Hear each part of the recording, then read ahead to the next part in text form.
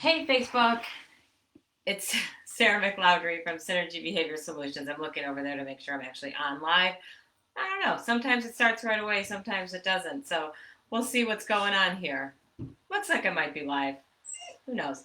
So welcome to the wonderful Pacific Northwest. It's actually gorgeous out today, but we are training in my office today. We sometimes call this my dog room, my office. This is where I do my Zoom consults for our in-home personal training right now, our behavior therapy appointments as we call them. This is also where my dogs stay when I am not at home. You can see their crates behind me, and I actually have another crate over there and a bed and things like that. Our good old climb platform. And so today, though, we wanted to talk a little bit about what it's like to live in a multi-dog household and do training sessions with multiple dogs at one time. And it's a tricky situation. It can be. The ultimate goal in my world as a trainer would be that dogs can wait on their station until it is their turn to train. What is a station? It's a great word that we use a lot in training nowadays. It comes from the zoo setting. So a station is anything where the dog, the animal, dog, cat, fish, bird, whatever, waits their turn and hangs out. It's a defined space for them to stay until told otherwise. So for dog training, stations can be all sorts of different things. We like to use beds, and in this particular room, I can use my climb as a station. Rizzo likes to hang out on top of the crate, so that I use as a station. The crate itself as a station. Over here to my left, I have another crate. I have another spot on top of that crate. I have an armchair. I have another dog bed, and that's just in this room. So sometimes when you have multiple dogs, you have to be a little bit more open to what your stations are. Some people just put them all on mat, have each dog wait on a mat or on a climb, a raised bed, something like that. But we want to have it to be fun and easy for your dog to stay on. So that's my ultimate goal. But that takes a fair bit of training to get there for all involved. Both the dogs learning how to stay and wait their turn, for the dogs then waiting their turn while another dog is being interacted with. There's a whole bunch of other things that go into that. So a little bit more of a process than we can cover in a Facebook Live right now. But that's definitely our ultimate goal. So today I more want to talk about quick things you can do at home just to manage those multiple dogs training situations.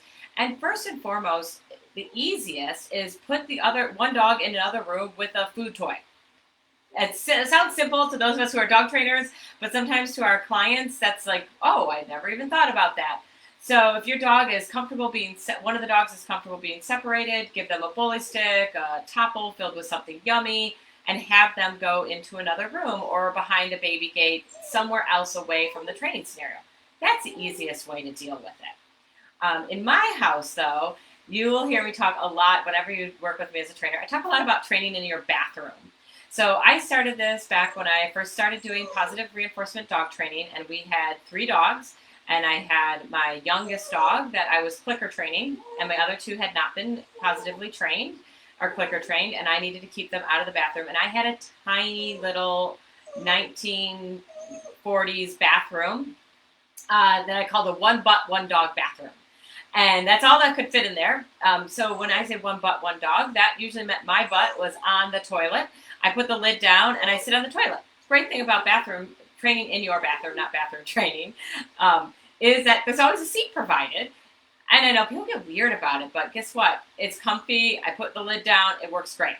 I'm really lucky now. I have actually a pretty large bathroom.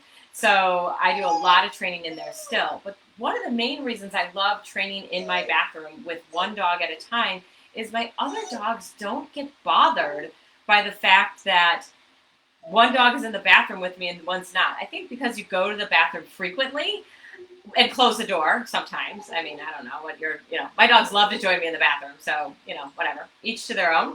But they don't get upset if I close that bathroom door with one dog in there with me. Even if I'm clicking and treating and everything, every now and then you can hear one of them on the other side kind of whining like Rizzo is right now. I don't know if you can hear that. She knows that I'm set up for training, and she is like, let's get this show on the road. But that's my favorite place to train, is definitely in the bathroom. And then if either giving a food toy isn't working or going to the bathroom isn't working, If you have more than one person in the house, definitely having one dog go out for a walk. That's a great way to be a distraction. And it doesn't have to be a long walk. Training sessions aren't 35, 45 minutes long. It can be a short little walk around the block. Or have one dog that maybe they like to hang out outside out in the yard. This time of year, my dogs love sunning. Well, 2 out of the 3 of my dogs love sunning themselves. Lindy and Bueller would like to lounge out in the sunshine pretty much all day long. They only get interrupted when they start barking at squirrels, because I don't think it's fair that the neighbors have to listen to barking squirrels. But they would be more than happy to hang out outside while I was doing something inside the house. So those are some quick and easy things to do that don't involve any training. But then the first level of training that I like to do with this situation, Rizzo's being Rizzo. When my joke always, you name your dog after a sassy curly-haired brunette, what do you get?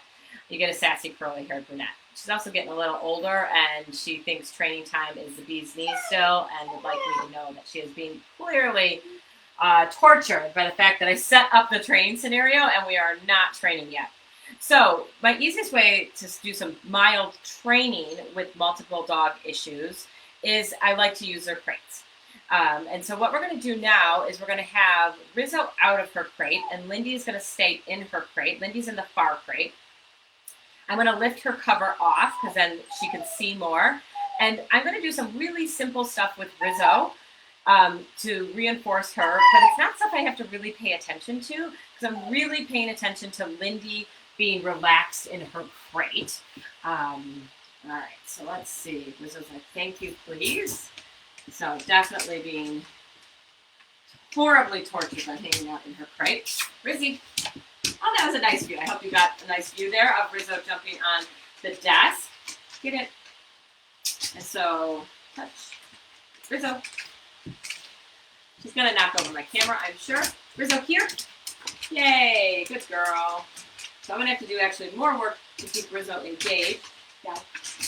Because there are filled topples behind the camera. So that is what she is going for right now.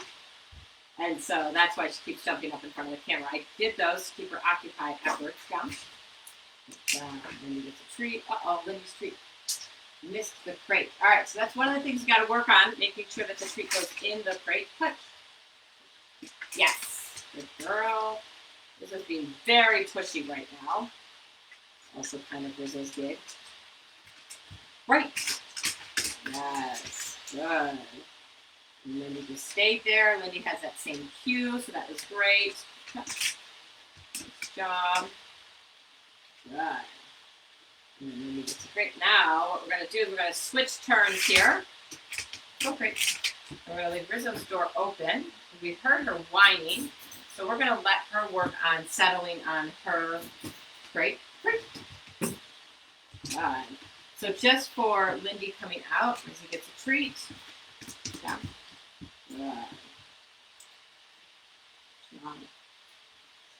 Right. Oh, no, right now. So too excited. There we go. Try that again. Right. Yay. Good girl. Give her a treat.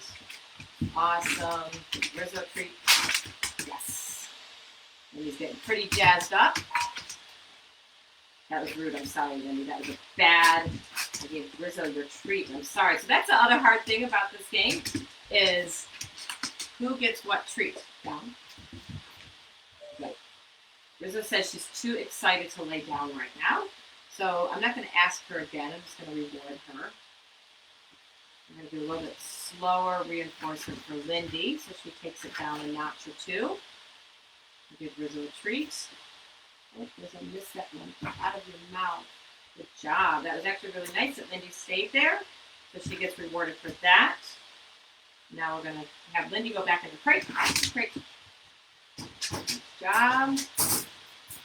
Next, I'm going to have now. So next step on this would be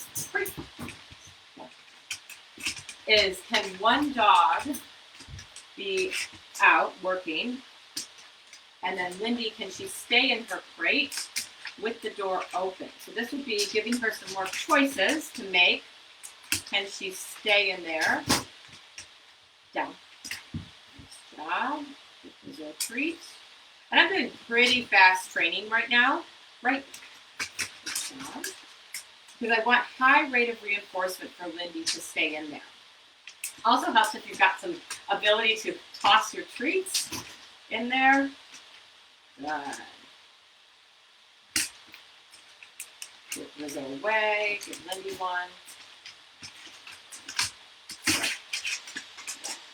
Good job. So a little more duration there between rewards.